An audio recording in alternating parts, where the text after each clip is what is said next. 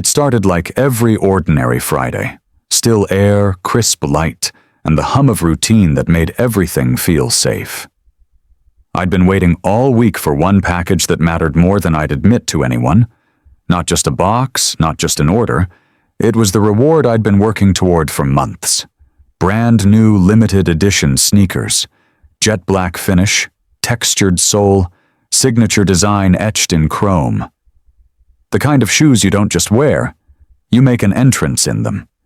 I'd been counting the days like a soldier marking time before deployment, crossing off each one on my calendar until that final delivery alert hit. When it did, I felt a spark of victory run through me. Package delivered at your front door. 5 simple words that landed like a relief code. My porch had always been my zone of trust. Deliveries left there stayed there. Neighbors respected boundaries. The community was quiet, organized, almost sterile. It was the kind of place where people waved with polite smiles, the kind of place where bad things weren't supposed to happen.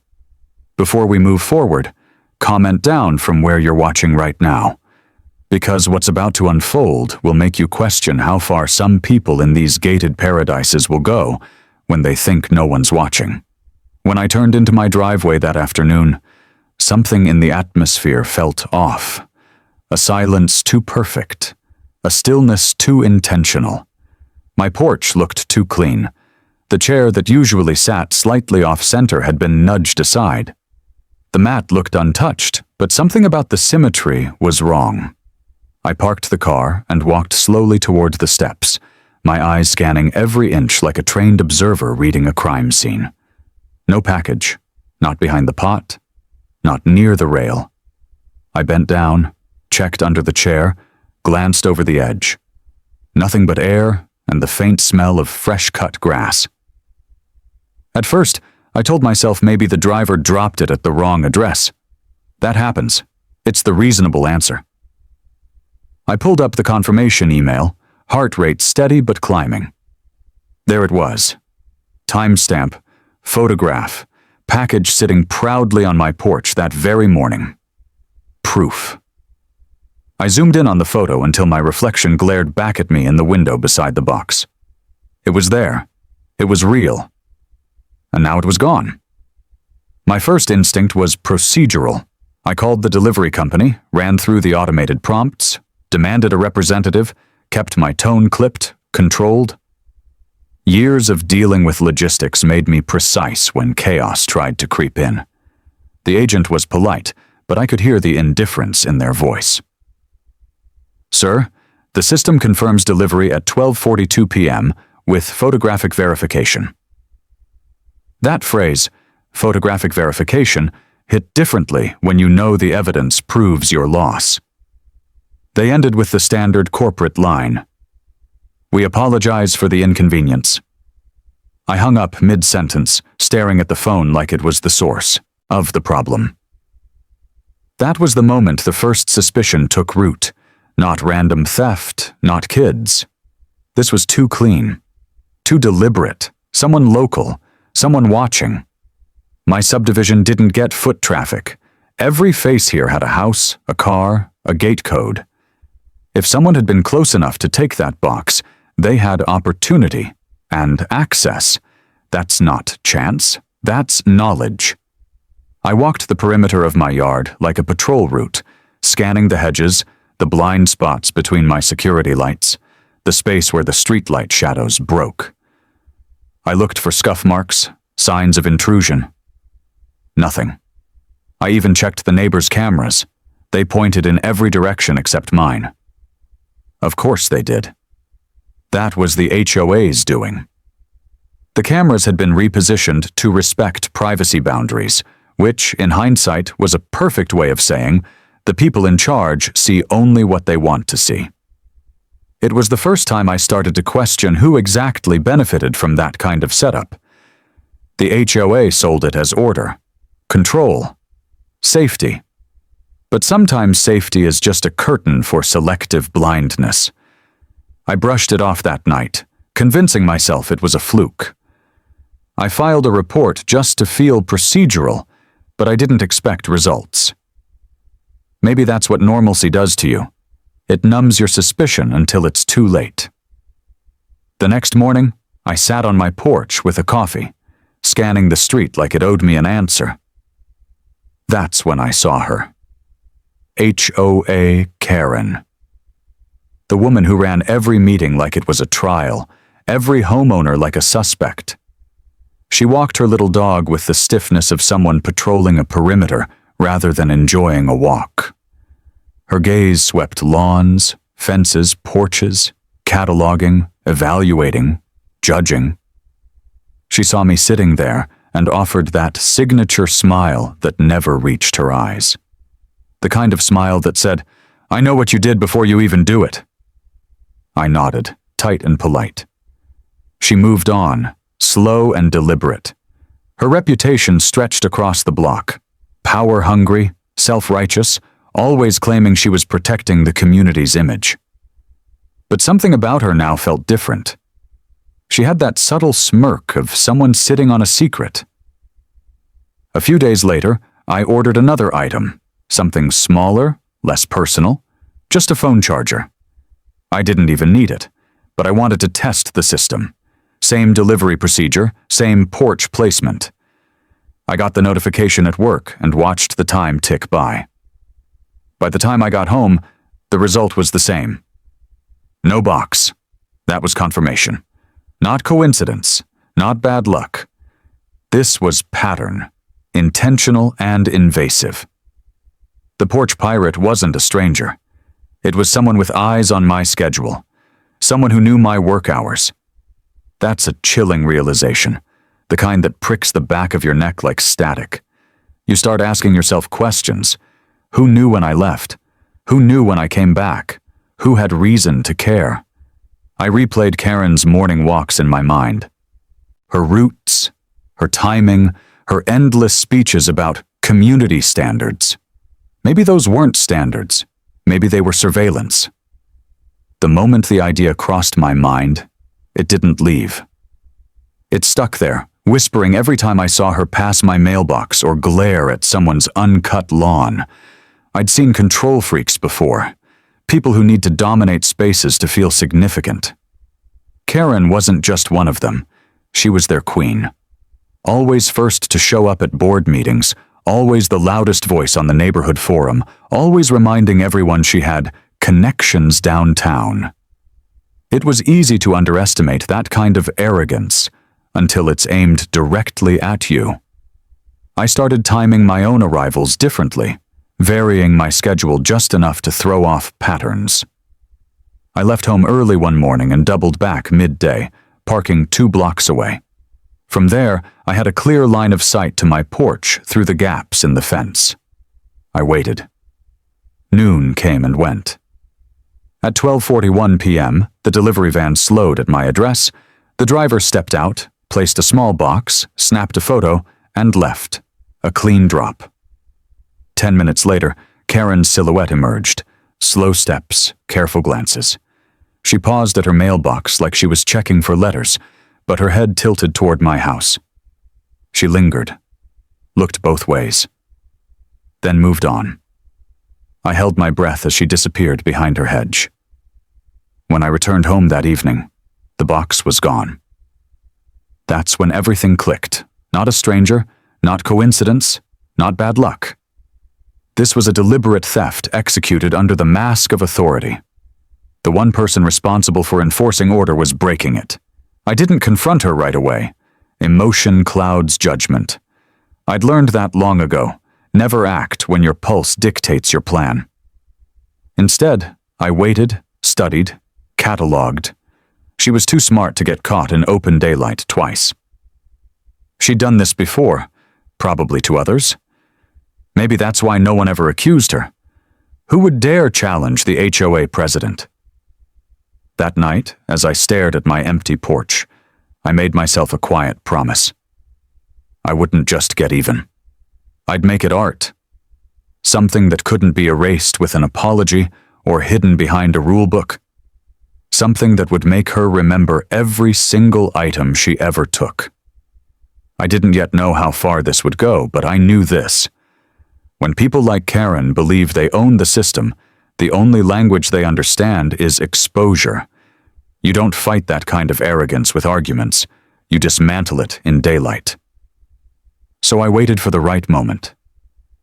And when it came, I was ready to make sure that the next time Karen reached for a package on my porch, she wouldn't walk away spotless. People like HOA Karen survive because most people don't push back. They count on that. The quiet compliance, the fear of confrontation, the belief that authority is always right. But I wasn't built to sit quiet while someone stepped on me. I didn't come from privilege or politics. I came from precision. Years in a federal branch that taught me two things. Everything leaves a trace, and arrogance is a pattern. That's what made this personal. This wasn't about stolen packages anymore. It was about discipline versus decay, order versus corruption. Before I bought this house, my life was simple but structured. My background was military intelligence. I worked with systems, signals, and timelines. If a radio pinged a second off, I noticed. If a pattern repeated twice, I cataloged it. It wasn't about paranoia. It was about data. I wasn't some paranoid neighbor looking for drama. I was the guy who could rebuild an entire incident from fragments, timestamps, angles, shadows. So when packages started vanishing from my porch, I didn't just feel violated. I felt challenged. I moved into this neighborhood thinking I was buying peace. The houses were identical, fences uniform, lawns trimmed to regulation height. It was the kind of community brochure that screamed order. I liked that. I'd spent years operating in chaos, and I thought maybe it was time to live somewhere predictable. But predictability breeds complacency, and complacency is exactly what predators like Karen feed on. She was the perfect storm in a cul-de-sac disguise. From the moment I attended my first HOA meeting, I saw her work. Karen didn't speak. She commanded. She didn't ask. She dictated. Every sentence came out with the confidence of someone who'd never been challenged. "We're maintaining standards," she'd say, as if those standards were sacred law. But you could see the cracks. Her control wasn't about safety, it was about dominance. She'd fine a man $200 for a garden gnome while ignoring her friend's illegal shed.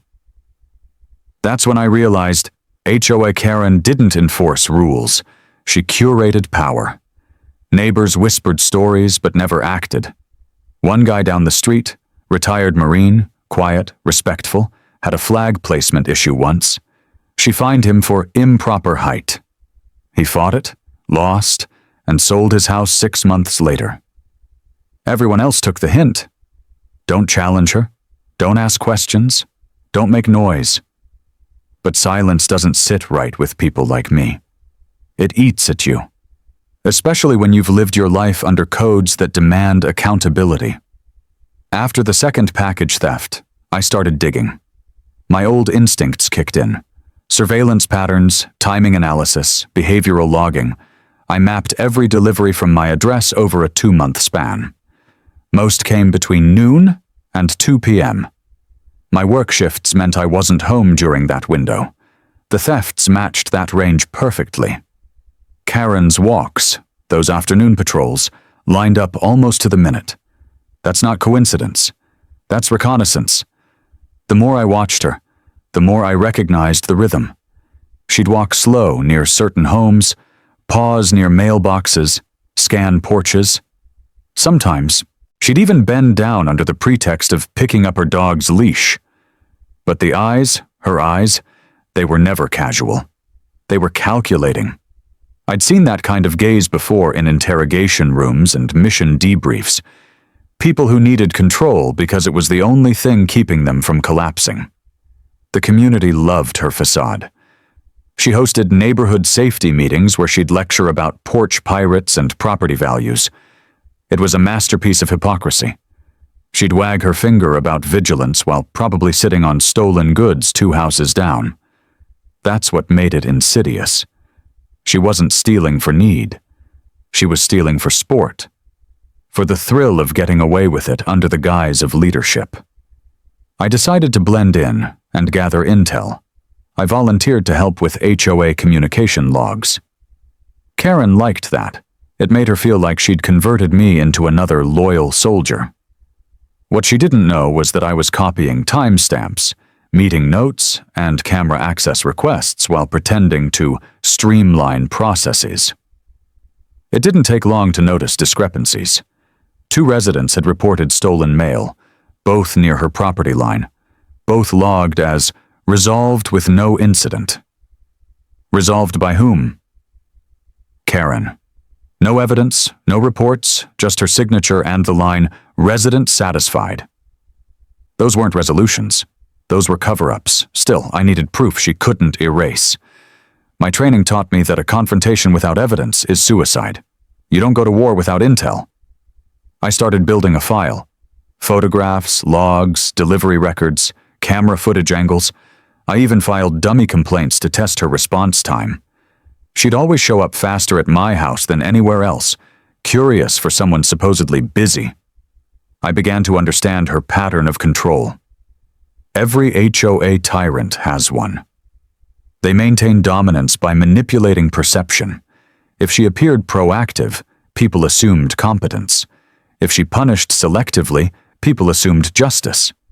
Her true skill wasn't in leading. It was in disguising oppression as order. Still, I played along. I nodded during meetings. I signed forms. I gave her the illusion of power she needed to feel safe. It wasn't submission. It was strategy. You never corner someone like Karen until you know exactly how she'll react when she breaks. In those weeks, I noticed how neighbors tiptoed around her. They'd lower their voices when she passed. No one wanted to be the next target. It reminded me of the small-town bureaucrats I'd dealt with overseas, people who weaponized structure. In the field, we had a phrase for it. Authority without oversight is theater. And that's what this neighborhood had become. A stage where Karen played both hero and villain, depending on who was watching. There's something disturbing about realizing that your enemy wears a smile and collects HOA dues. But it also steals you. When you've spent years chasing real threats, people who hid behind false paperwork, false authority, and false charm, you learn that the most dangerous kind of corruption is the kind that feels normal. I started tightening the operation, ordered 2 identical security cameras online, both discrete, both motion-triggered, both with internal cloud sync. I didn't install them right away. I waited until a Friday evening when most people were at the HOA barbecue Karen hosted every month. I didn't attend. While the neighborhood toasted her dedication, I set up my countermeasure. 2 cameras hidden under the roof trim, facing each other for redundancy, capturing every inch of my porch. For the first time in weeks, I slept easy. Not peacefully, just ready.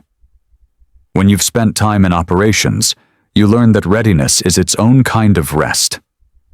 The next morning, Karen's dog barked at 6:40 a.m. sharp. She was out early, clipboard in hand, checking lawns like she was on federal duty. I watched her from the window. The precision was almost admirable, the discipline of tyranny.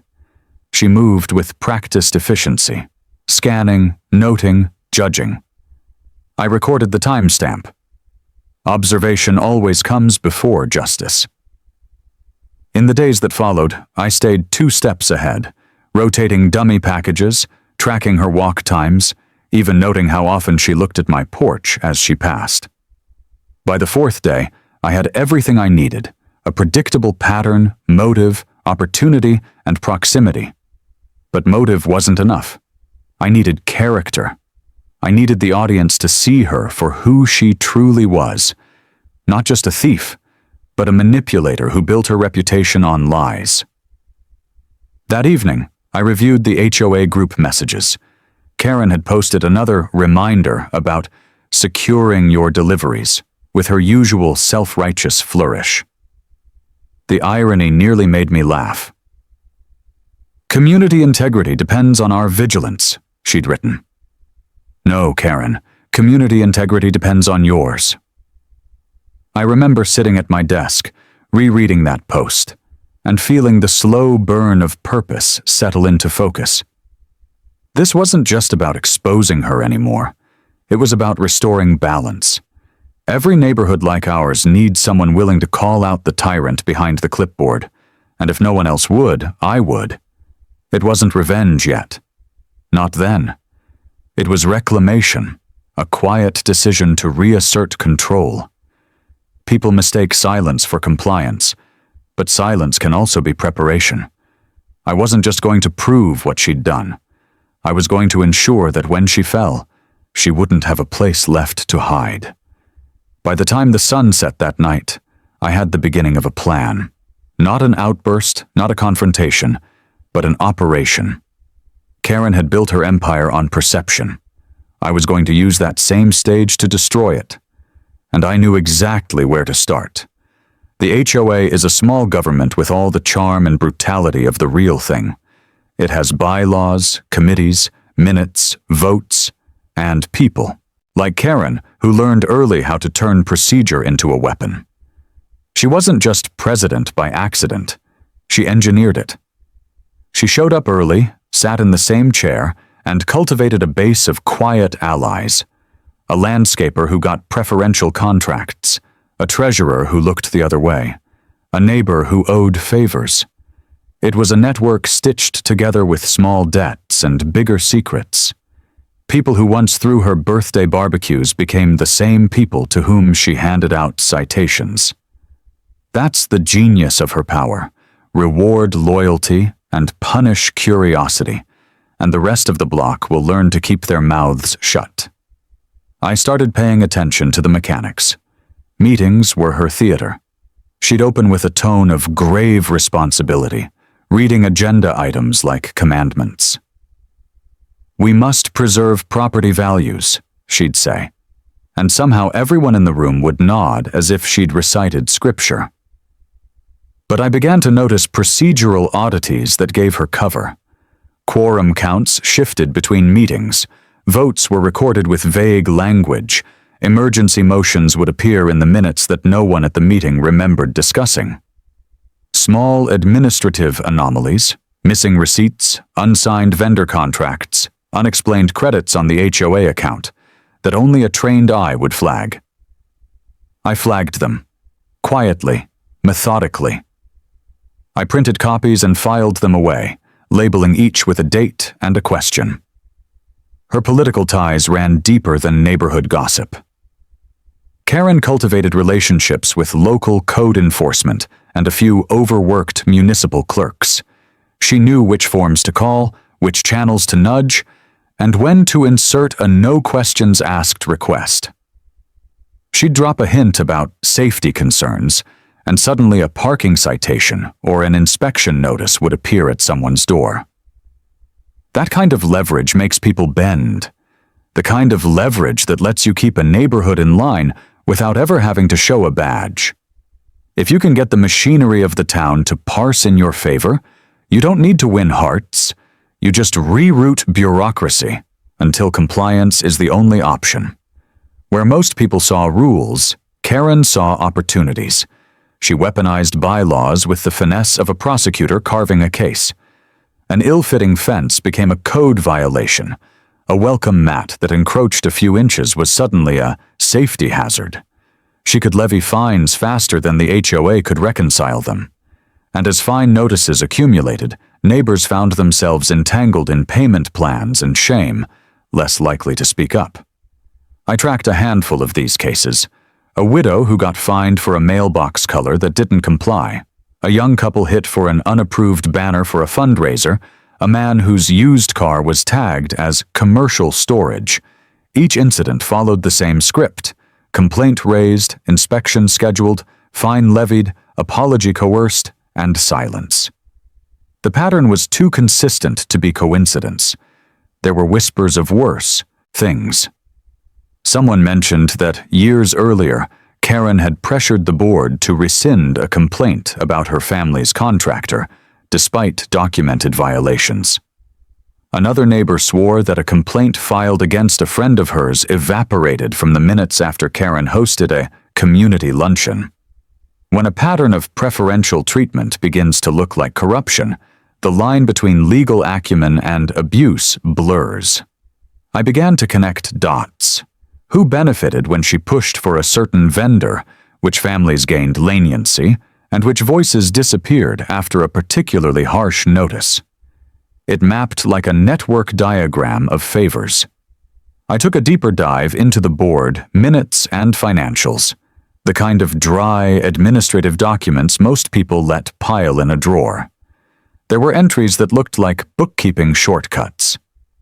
Miscellaneous reimbursements, with no receipt, expedited payments to a local landscape company that just happened to beautify her street, sudden increases in the security line that coincided with her push to limit camera angles in common areas. Those budgetary shifts explained a lot.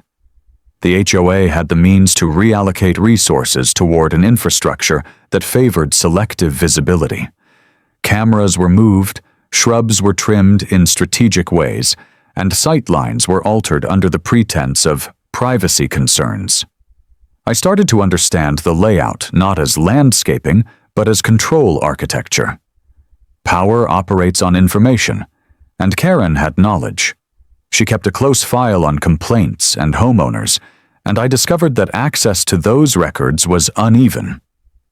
Requests for copies of documentation were often declined or misplaced, and when a homeowner finally got a printed minute, the language had been softened. Where an earlier draft might have recorded a complaint in plain terms, the official minute would read, "Issue resolved amicably." That phrasing is deliberate. It neutralizes. It erases urgency and undercuts accountability. She knew how to build plausible deniability into bureaucracy. The more I peeled back, the clearer the motive became. Stealing packages was just a symptom. The real pathology was one of control through scarcity and reputation. By taking items, she undermined personal security and manufactured fear, and by presenting herself as the neighborhood's guardian, she became indispensable. It's a perverse exchange, anxiety for authority. People are more likely to accept surveillance if they're told it's for their protection, rather than to protect a tyrant's appetite. Neighbors who tried to raise concerns were subtly punished. A woman who wrote a firm email about improper vendor selection found the speed bump on her street replaced 2 days later with an unapproved fence removal notice in her mailbox. A man who questioned expenditures received a formal letter about an alleged property maintenance violation. These weren't coincidences. They were the moves of someone consolidating power, identify critics, undermine them with paperwork, and make them look unreasonable for wanting transparency. It's the oldest trick in the authoritarian playbook, and it works because most people don't have the energy to fight bureaucratic assaults. I started cataloging more than theft. I recorded small acts of suppression and rearranged them into a dossier that showed pattern and intent. Each entry included date, witnesses, a copy of any notice issued, and a note about any recourse attempted. The goal was to transform gossip into evidence. A community's rumor mill is not enough to crack an institution with bylaws. You need documentation, and you need to push at the seams until something gives. I emailed copies of questionable minutes to a friend who had legal experience in municipal governance and asked for a read. He flagged several entries as inconsistent with standard procedure and suggested formal requests for records under the state's public disclosure rules. That was the thread I needed. You don't dismantle a power structure by yelling. You dismantle it by exposing its seams and applying pressure where the infrastructure is weakest. Transparency. I drafted a series of formal requests, copies of past meeting minutes, vendor contracts, insurance receipts, and communication logs. The language was cold and exact. the way you'd write to a clerk who is liable. I delivered them in ways that left a paper trail, registered mail or certified delivery, email with red receipts, and copies to municipal clerks who had oversight. Bureaucracy is slow, but it's also trackable. It's where the tyrant's tricks begin to fray. Even as I filed requests and waited for replies, Karen kept performing. She sent out polished newsletters about community safety initiatives, hosted a seminar about avoiding porch thefts, and handed out reflective vests to the neighborhood watch. The optics were brilliant. But optics don't hold up under document requests. When the invoices for the safety initiative came in, the numbers didn't match the rhetoric. Vendors were paid without contracts, and some services were billed at inflated rates. The money trail, once followed, started to expose the network of benefits she'd been cultivating. There comes a moment in any operational timeline when you know you've collected enough to act. You can either wave the evidence around and hope people respond, or you can set conditions so that when you reveal what you have, there's no plausible denial left. For me, the calculus was simple. Build a case that couldn't be dismissed as neighborly spite, and then apply pressure in formal channels. Subpoena power, public records requests, and municipal oversight aren't glamorous, but they are cold, effective tools against people who prefer the warmth of a living room and the hush of informal arrangements.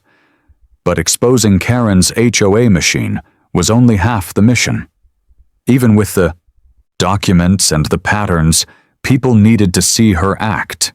You can accuse someone of corruption in a private email, and it will flutter off into the file cabinet of inaction, but you can't sit a room full of neighbors down and show them video of their president stealing a package. That's when the technical and the theatrical meet. I needed a public moment that would force institutional action, a moment that the minutes couldn't sanitize away. I started thinking in terms of proof plus pressure.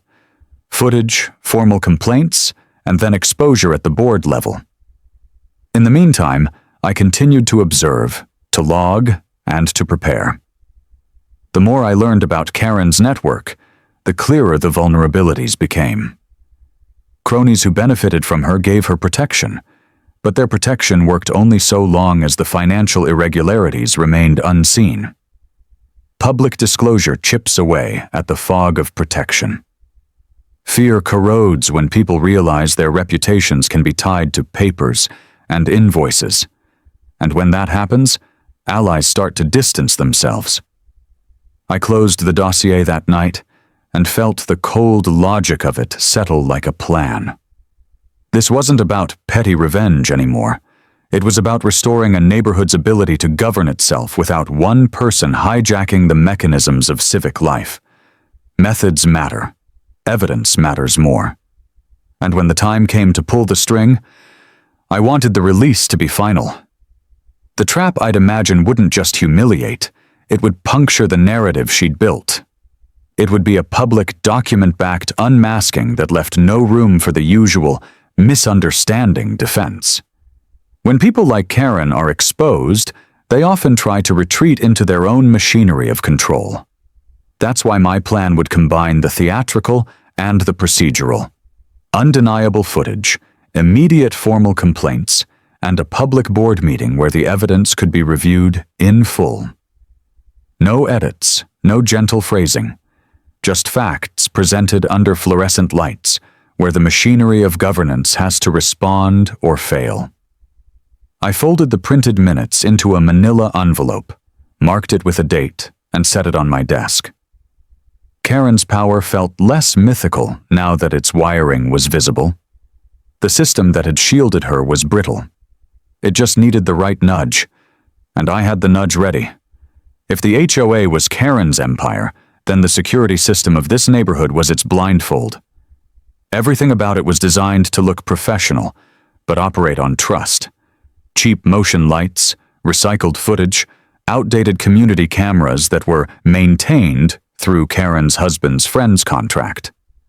I didn't need to take them apart to know that their range was limited. You could commit a theft right under the lens if you knew the dead angles. I began charting them one by one, plotting the invisible corridors of darkness that ran between doorsteps and driveways. Every empire has its blind spots. You just have to map them.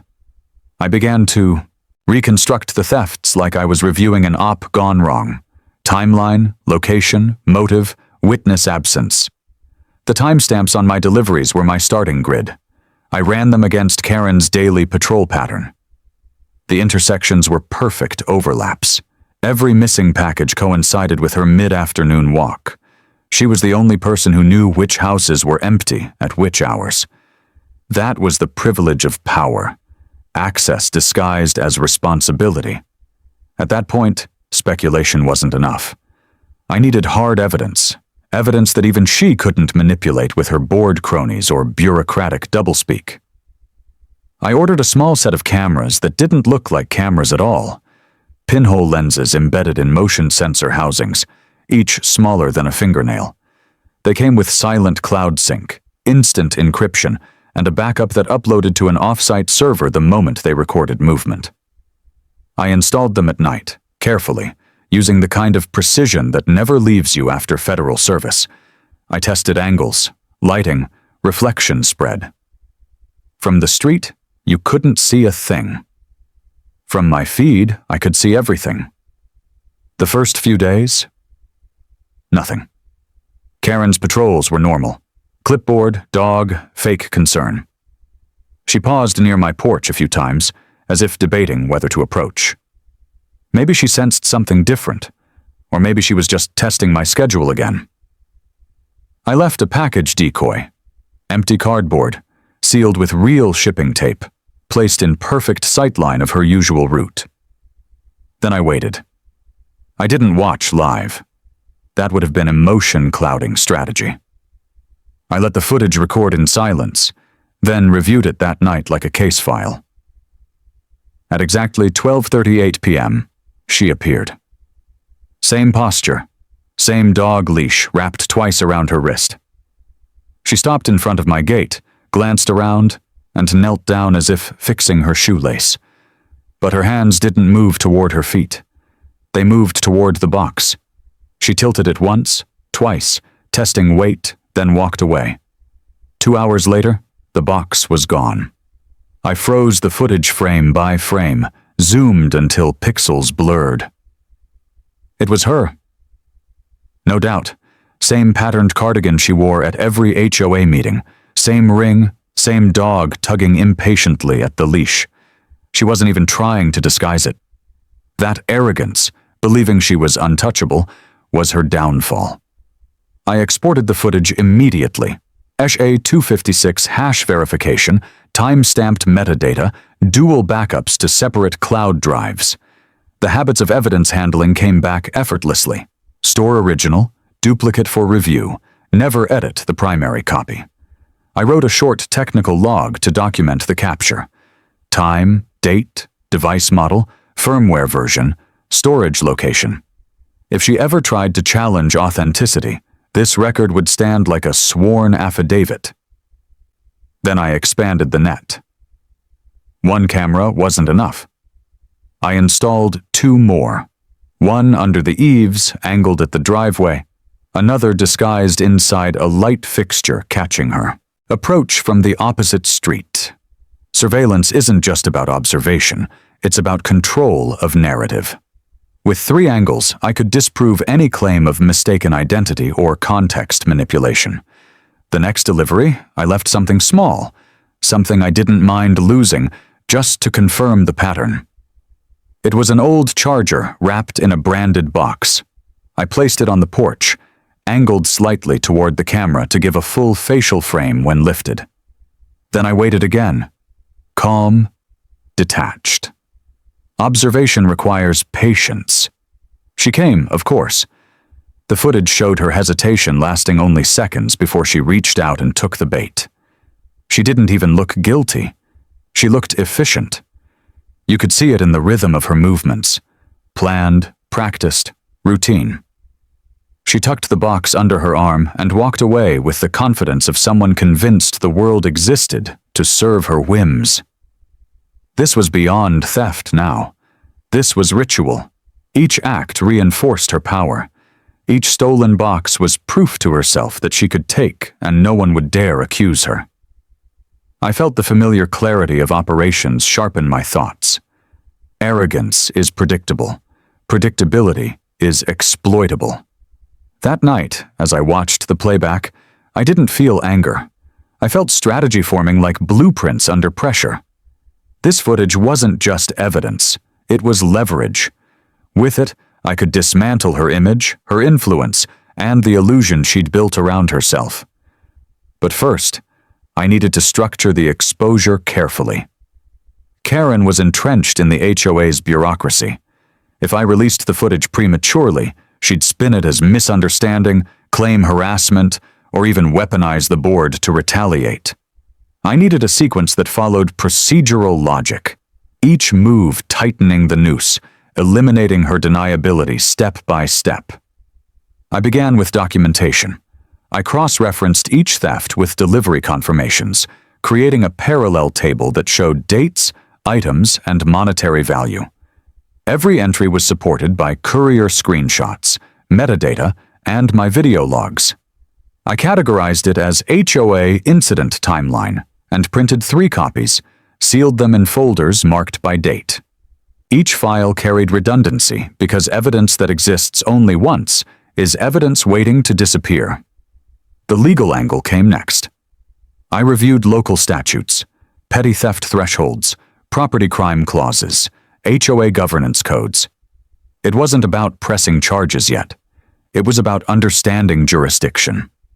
Karen's thefts crossed from civil misconduct to criminal territory the moment she took something worth over a certain limit, and that threshold had already been crossed twice. I noted sections, codes, and possible escalation routes, local police report, small claims restitution, and, if necessary, formal removal proceedings under HOA misconduct clauses. But bureaucracy alone doesn't stop people like Karen. They thrive in it. So I planned to combine the system's own framework with exposure. I wouldn't just accuse her privately, I would make her actions public in a forum she couldn't control. And to do that, I needed irrefutable presentation, video from multiple angles, synchronized timestamps, clear identification, and context. The kind of proof that silences a room when played. Before I could bring her down, I had to ensure she couldn't preempt me. I encrypted my footage and sent a copy to a trusted friend who worked in municipal data auditing. I told him to store it off-grid, unopened unless I instructed otherwise. That's insurance, because people like Karen don't just deny, they retaliate. I started noticing subtle tells that she suspected something. Her walks became shorter. She lingered less. Once, I caught her glance linger too long on my porch camera that she didn't know existed, and she frowned as if something in the air had shifted. Power feels different when you sense it slipping. By then, I had weeks of data, more than enough to expose her. But exposure alone wasn't the goal. I wanted symbolism, something poetic that mirrored every smug step she'd taken across my property. She liked spectacle. I'd give her one she'd never forget. The idea came quietly, sparked by an online clip of a prank video where someone rigged a glitter bomb to stop package thieves. I smiled, not because it was funny, but because it was elegant. Controlled chaos. Non-lethal, unforgettable, and undeniable. A crime that punished itself in the act. The rest was logistics. I began ordering supplies one by one, components hidden under vague labels so no one could piece the project together if they glanced at my receipts. Springs, glitter canisters, pressure triggers, a harmless but pungent aerosol compound, a dye packet designed for theatrical effects. The kind used in stage productions, safe but staining. Each piece was legal, harmless on its own. Together they'd form a message. I worked at night, garage door closed, single light flickering above my workbench. I measured, wired, adjusted. My hands moved with the same focus I'd used disassembling devices in the field. precision without hesitation. Every part had a function. The spring compressed just enough for controlled release, the glitter chamber sealed to ensure dispersion, the dye pocket aligned with the opening flap. I tested the mechanisms using dummy boxes until the timing was perfect. Open the lid, and the spring would launch a cascade of glitter, a burst of harmless stink spray, and a splash of bright neon dye. Harmless, humiliating, unforgettable. Before I set the trap, I did one last round of due diligence. I reviewed legal boundaries: non-lethal, no chemical harm, no structural damage, just mess and humiliation.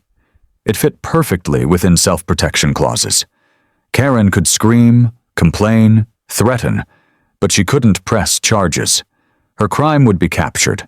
Her retaliation would only amplify the proof. The next day, I prepared the bait.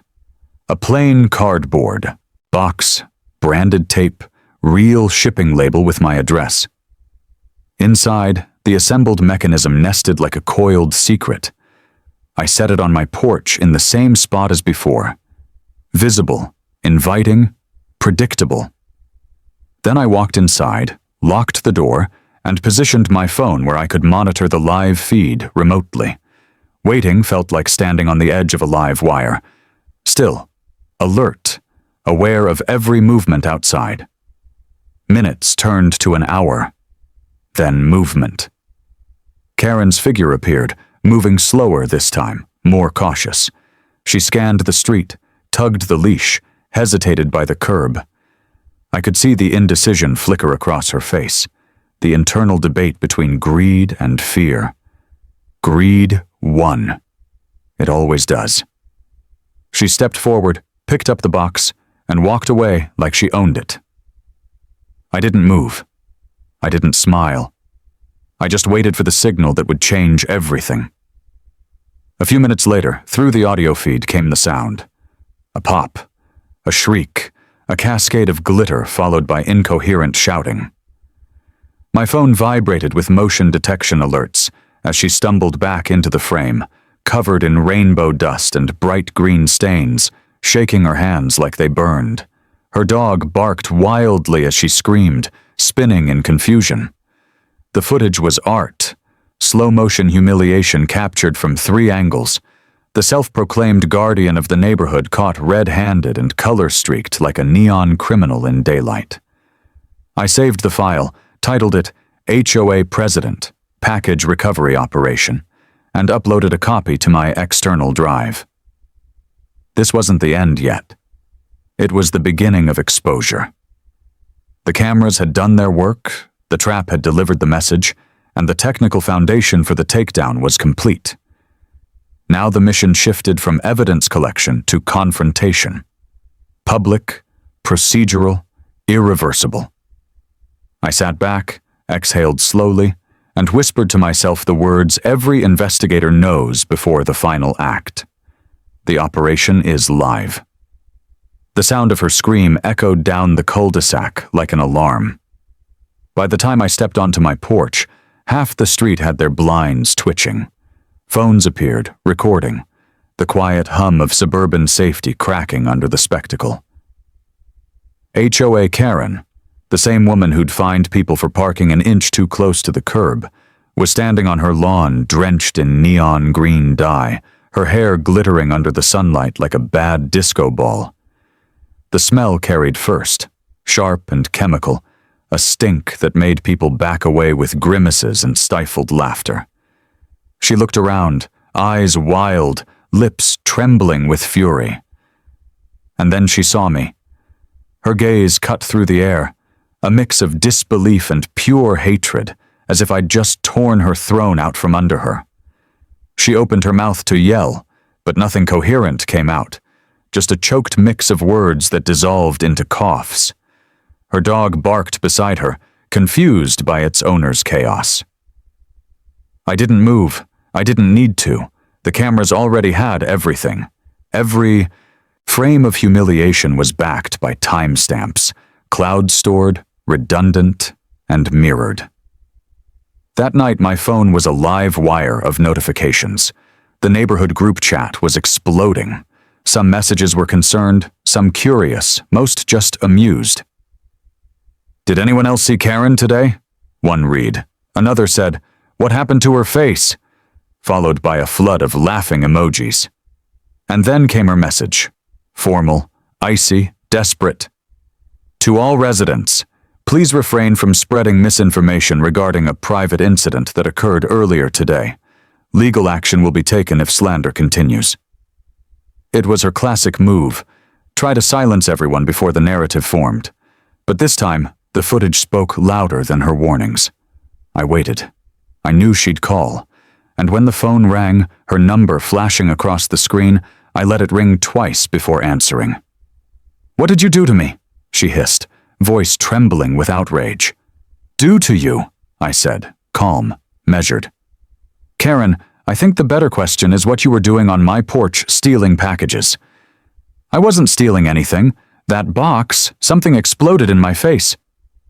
"That's strange," I replied, pretending to think. "Because my security footage says otherwise. And before you think of demanding it, don't bother. It's already backed up to multiple sources. You might want to prepare a statement for the HOA board meeting on Thursday. I'm sure they'll have questions." The silence on the line was thick enough to taste. When she spoke again, her tone had shifted. Not rage, but panic wrapped in authority. "You don't know who you're dealing with." "Oh, I think I do," I said. "An HOA president who's been abusing her position and now has video evidence proving she's a thief. I'm sure the board will be interested in your leadership style." I hung up before she could respond. The following morning, I made my move. I drafted a formal complaint citing patterned theft and conduct violations by the HOA president. It was crisp, procedural, and structured exactly the way bureaucracies understand. Reference to bylaws, mention of fiduciary responsibility, breach of trust, and attached evidence. Each paragraph referenced the documentation I'd compiled: timestamps, delivery confirmations, camera footage, and an explicit clause stating that the material had been shared with law enforcement for independent review. That last part wasn't a bluff. I had already filed a brief report with the local police's property crimes unit. They logged it without hesitation. "We'll review the footage," the officer said. "That's some solid work." By noon, the report had circulated among the HOA board. I could tell by the sudden flurry of calls from unfamiliar numbers that people were starting to panic. Karen's support base was cracking. The treasurer called first, her voice low and nervous. "Listen, I didn't know anything about this," she said quickly. "If there's evidence, we'll have to act. You know that, right?" "I know," I said. "And I also know you signed off on several invoices that seem irregular. Maybe you should bring your records to the meeting, too." She didn't reply. The escalation wasn't just procedural, it was psychological. Karen had built her empire on fear and intimidation. Now that same fear was turning inward. The more she tried to control the story, the more people whispered behind her back. Screenshots of the video were circulating through private messages. Someone had already leaked a clip to a local community forum titled, "When HOA Presidents Go Too Far." The comments were merciless. By Wednesday, she'd gone on the defensive. She sent out an email to all residents under the HOA letterhead. "Due to a recent act of malicious vandalism targeting the HOA president, the board will be reviewing updated community safety protocols." Malicious vandalism. That was her spin. The thief was trying to paint herself as the victim. I replied to the same thread with a single sentence. "Please ensure the board reviews all available video evidence before making assumptions." Then I attached a still frame of her mid-theft, glitter flying, the dye splashing across her shirt. The timestamp glowed in the corner like a digital signature of truth. The thread went silent after that. Thursday's board meeting was standing room only. Normally, these gatherings barely drew 10 residents. That night the room buzzed like an engine on the verge of ignition. Karen sat at the head of the table, her hair pulled back too tight, makeup layered thick to conceal what looked like faint stains of green still clinging to her skin. Her hands trembled slightly as she shuffled papers, pretending to review the agenda. The meeting began in her usual authoritarian tone. "Before we start," she said, voice brittle, "there have been recent incidents of misinformation spread about this board and myself personally. I want to assure everyone that appropriate legal counsel has been retained." Then I stood up. I didn't raise my voice. I didn't have to. "Karen, before you proceed, I'd like to request that we address agenda item number 5 first." She frowned. "There is no item number 5. "There is now," I said, holding up a folder. "I submitted a formal complaint yesterday morning, accompanied by video evidence and a police report. It's been filed under president misconduct and theft allegations. I have copies for everyone here." You could hear the oxygen leave the room. Karen froze mid-motion, her facade cracking as I handed copies to each board member. The treasurer wouldn't meet her eyes. The secretary's hands shook as he took the folder. "This is absurd," she started, but I cut her off with a calm, clipped tone. "No, what's absurd is a sitting HOA president stealing packages from residents and lying about it. What's absurd is you fining people for minor violations while you break the very code you enforce." I turned to the room. The footage speaks for itself. Multiple angles, time-stamped, recorded over 3 separate incidents. If anyone would like to view it, I've brought a copy. The secretary motioned hesitantly. "We should probably see it." I connected my laptop to the projector. The screen flickered, and then the footage rolled. The porch, the package, Karen's unmistakable figure stepping into frame. The collective gasp hit like a wave. The moment the glitter bomb went off, half the room stifled laughter, while the other half just stared in disbelief. Karen tried to speak over it. This is doctored," she shouted. "You think you can smear me with some trick editing?" "Metadata is verifiable," I said simply. "Would you like me to pull the cloud logs? They're public record once submitted with a police complaint." The treasurer's voice wavered. "Karen, is that you?" She said nothing. The silence was worse than any answer. By the time the video ended, her authority had evaporated. The same neighbors she'd bullied for years couldn't even look at her. I could feel the tension snapping from disbelief to satisfaction, the long-buried frustration of an entire community finally surfacing. The board called a recess. Karen stormed out, her heels clicking like gunfire against the tile. The door slammed behind her, leaving a trail of glitter that still clung to her jacket. During the break, residents gathered around me, some whispering, some just nodding silently in thanks. One man, the same veteran she'd once fined for his flag, clapped me on the shoulder and said, "About time someone stood up to her." When the meeting reconvened, Karen didn't return. The vice president took her seat. His voice shook slightly as he read from a prepared note. "Effective immediately, the board is suspending Karen's duties pending investigation. Interim leadership will be appointed." It was official. The empire had fallen. But it didn't end there. The next morning I received a letter. No return address, just a single sheet of paper folded twice. Inside was a typed message. "You've made a big mistake." No signature, no proof, just the stench of desperation. I logged it, photographed it, and added it to the case file. I expected retaliation, maybe even some petty vandalism. Instead, Karen went quiet. Too quiet. That's the thing about people who live off control. When you take it from them, they don't vanish. They regroup. I fortified everything. Passwords, camera feeds, locks. I even spoke to a local journalist who'd covered HOA abuses before. I didn't leak the footage yet, but I hinted. "There's a story coming," I told him. "Proof of corruption, theft, and abuse of authority." His reply was immediate. "When it's ready, I'll publish." Days passed. Karen's silence became rumor. Someone said she'd gone to stay with her sister out of state. Others claimed she was meeting with lawyers. None of it mattered.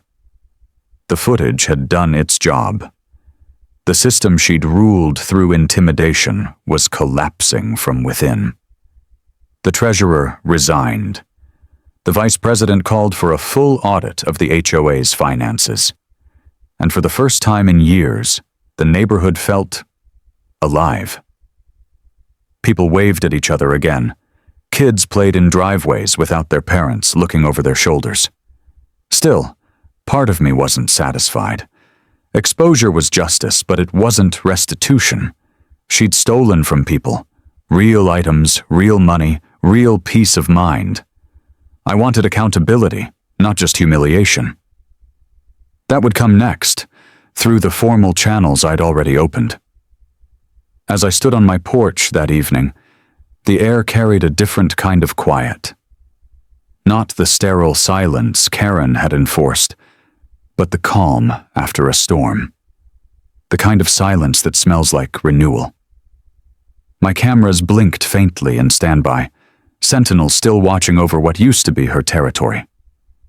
I looked at the faint patch of glitter still clinging to the steps and smiled. For once, it wasn't decoration. It was a warning. The battle had moved from confrontation to consequence, and I was ready for the next phase, making sure HOA Karen's fall wasn't just dramatic, it was permanent. When evidence exists, the next move is never spectacle, it's structure. I knew the neighborhood needed more than a viral video and a suspended presidency. People needed formal remedies that couldn't be undone with an apology or a polished press release. So I shifted from guerrilla exposure to institutional pressure. My aim was precise.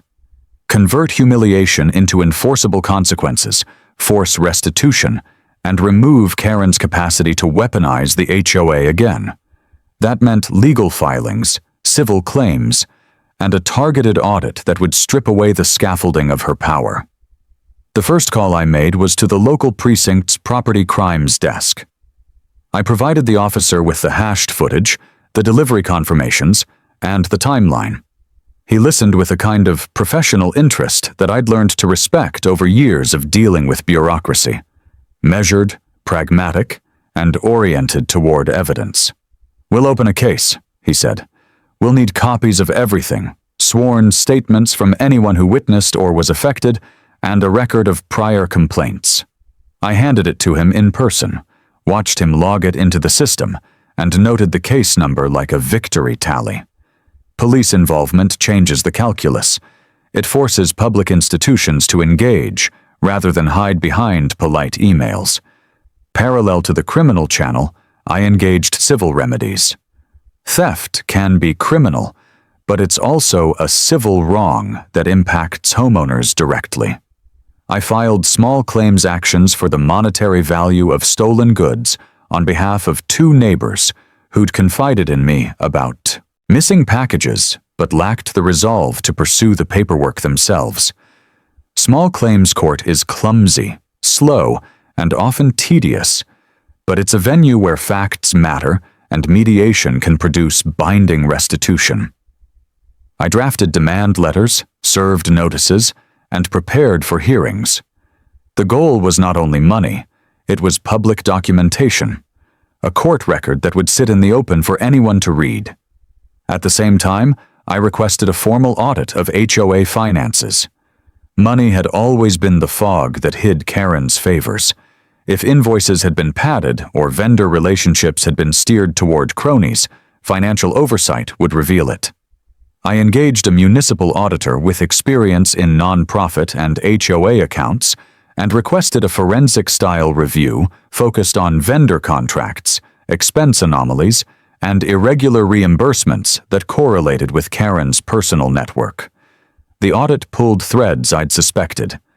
Payments for security enhancements that coincided with camera repositioning around favored properties, expedited payments to vendors who later performed cosmetic work on her street, and a pile of miscellaneous reimbursements that lacked documentation. Each line item tightened the narrative that Karen had been enriching herself and her circle at the community's expense. Once the audit report began taking shape, the board had little room left to maneuver. I delivered copies of the forensic findings to the county clerk and to the HOA members at a specially convened meeting. The report read like a ledger of betrayal. Undocumented disbursements, expedited contracts without bids, and expense categories that shifted suspiciously when certain names appeared in the minutes. Board members who'd once laughed along with Karen's quips now sat with hands folded, eyes on the table, as the evidence filled the room. The treasurer had no credible explanation for several entries. The landscape vendor's contract had been rubber-stamped with a falsified quote. Patterns of favoritism turned into patterns of possible fraud. Parallel to documentation, we leveraged administrative channels. I filed formal complaints with the state's Condo HOA Oversight Authority and with the municipal office that handles code and ethics complaints. These agencies are often slow and bureaucratic, but they carry weight. Their investigations can compel records and issue sanctions that a neighborhood meeting can't. Within weeks, an auditor from the state office requested additional documentation and signaled that a review was underway. Public institutions respond differently when paper is formal and processes are followed. Bureaucracy can be a cudgel if you know how to swing it. While the civil and administrative machinery engaged, Karen tried legal countermoves. Her attorney sent a cease and desist demanding the removal of video clips from community forums and threatening defamation claims. That's the classic play. Use legal threat to intimidate and silence. I forwarded the letter to my attorney and to the police detective handling the case. Under advice, I didn't respond with threats or fury, but with requests for specificity and evidence. Their demand was hollow in the face of uneditable metadata and clear timestamps. The detective noted the lawyer's letter in the case file. Every attempt to bully became another documented action, another line in the public record undermining her credibility. As the legal pressure mounted, settlements became a practical option for some board members who feared personal exposure. Several quietly resigned rather than risk being subpoenaed or dragged into a public audit. The vice president who'd appointed himself interim leader issued a formal statement calling for transparency, cooperation with law enforcement, and immediate restitution where theft could be proven.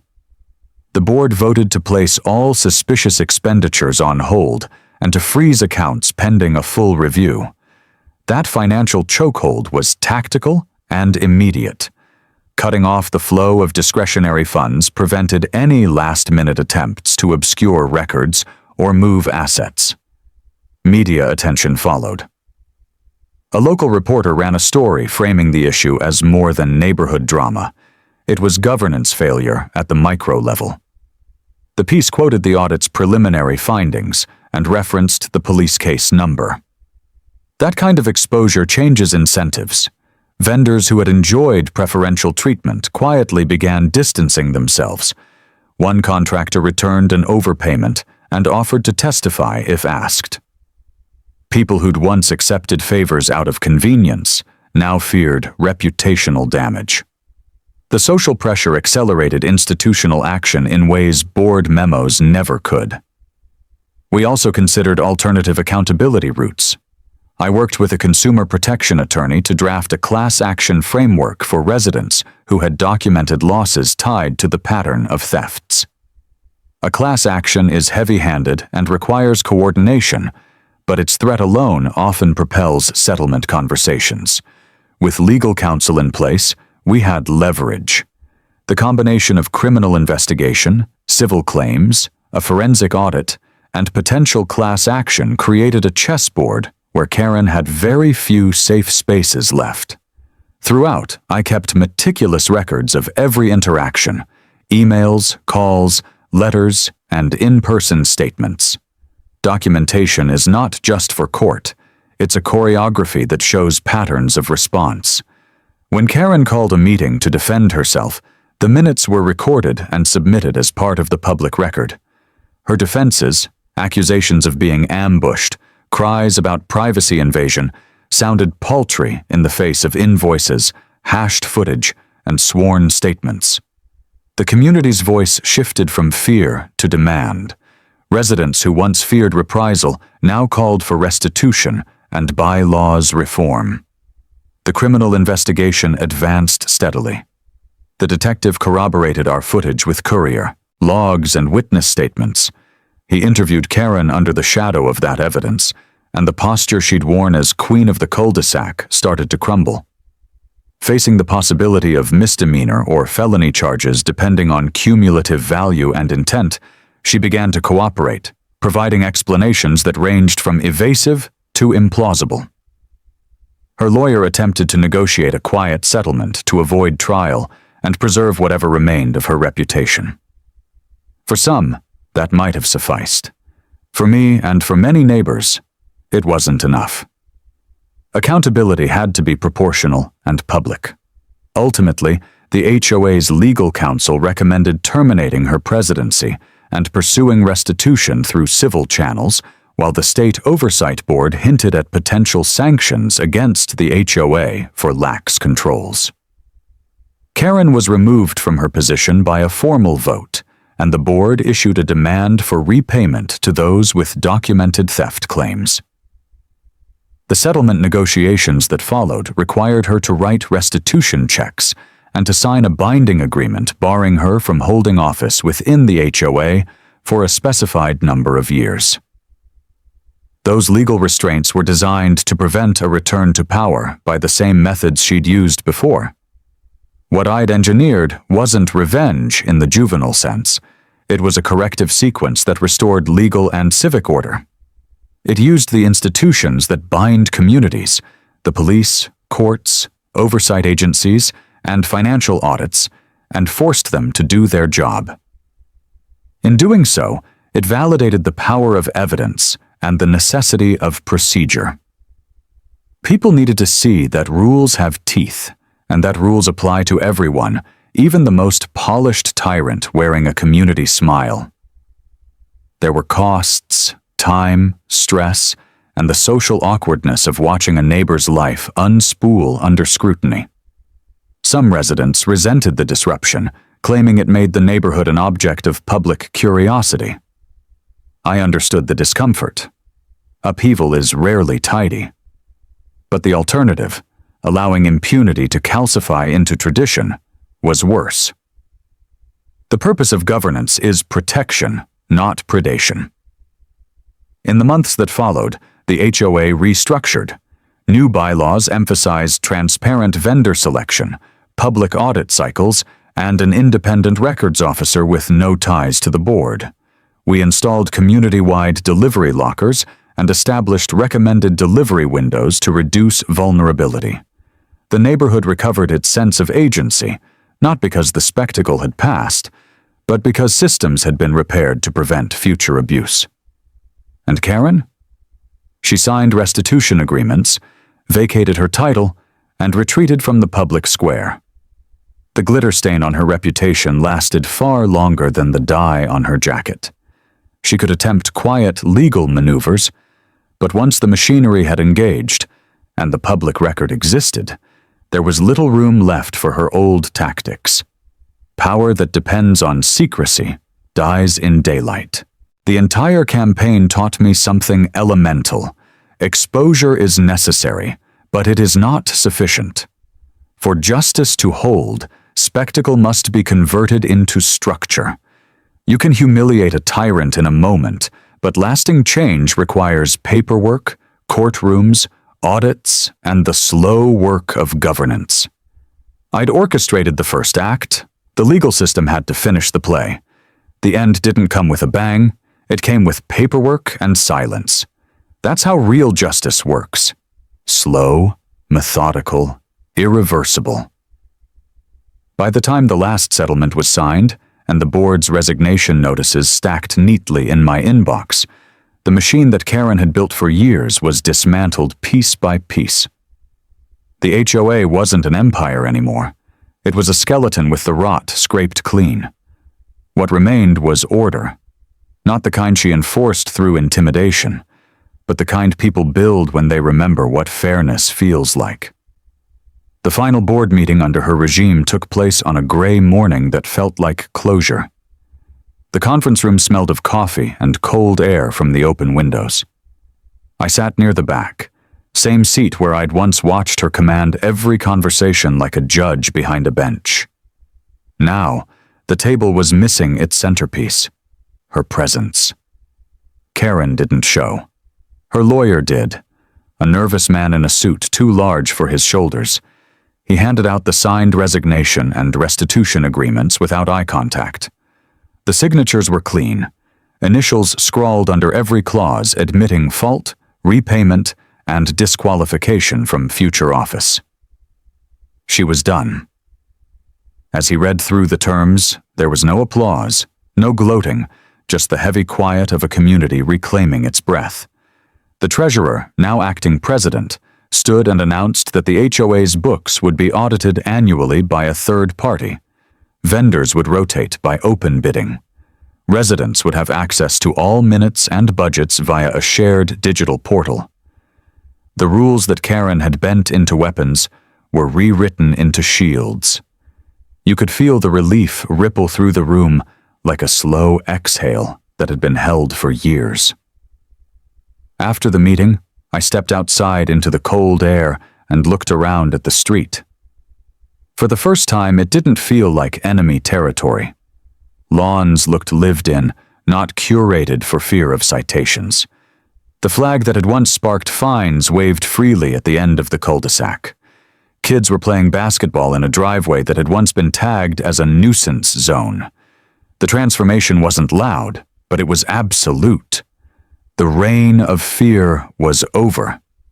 Karen tried to stay invisible after her resignation, but even silence leaves echoes. Word spread quickly that she'd sold her house, probably to escape the daily reminders. Neighbors saw her packing late at night, face hidden under a baseball cap, hands gloved to avoid more gossip. The irony wasn't lost on anyone. The same woman who used to inspect lawns and mailboxes in broad daylight was now sneaking away like a fugitive. The moving van came and went quietly, but no one helped her load a thing. For the first time in her life, Karen had no audience. I didn't celebrate, not in the way people expected. I didn't throw a party or make a speech. I didn't upload the footage to social media or give interviews when the story made local news. The satisfaction was in the stillness. The kind of justice that doesn't need a stage, only a record. I kept the footage stored, encrypted, labeled resolved. The cameras still watched my porch, not out of paranoia, but as a reminder of what vigilance actually means. Awareness without obsession, protection without control. Weeks passed, and the neighborhood began to heal. Without Karen's constant supervision, people started talking to each other again. The board meetings became shorter, calmer, filled with laughter instead of threats. A retired officer volunteered to lead a safety committee, one that actually worked for security rather than surveillance. The fines dropped, community events returned, and lawns grew a little wilder, a little freer. Order found a softer rhythm. Then, one afternoon, I got a letter from the police department, the final update on the case. Charges dismissed due to restitution and settlement compliance, it read. No trial, no courtroom showdown. But that was fine. The punishment had already happened in the only place that truly mattered to her, her reputation. Karen's name had become shorthand for hypocrisy, a neighborhood warning. Don't pull a Karen, people joked when someone nitpicked about trivial rules. It was poetic in a way. her legacy preserved, but only as a cautionary tale. I took the letter and slipped it into the same folder where I'd kept every piece of documentation, from the first delivery confirmation to the final audit. The file was thick, heavy, and immaculate, a record of every step, every fact, every move that turned outrage into justice. It wasn't about winning. It was about proving that control without accountability will always collapse under its own weight. One evening, months later, I found myself sitting on my porch again, the same spot where all of it began. The wood had been repainted since the glitter bomb incident, but if you looked close enough, you could still see faint specks of shimmer caught between the boards. They caught the sunset light like tiny fragments of memory, impossible to erase. I didn't clean them off. They belonged there. A symbol of a battle fought cleanly, intelligently, without stepping outside the lines. A new HOA president had been elected, younger, transparent, and fair.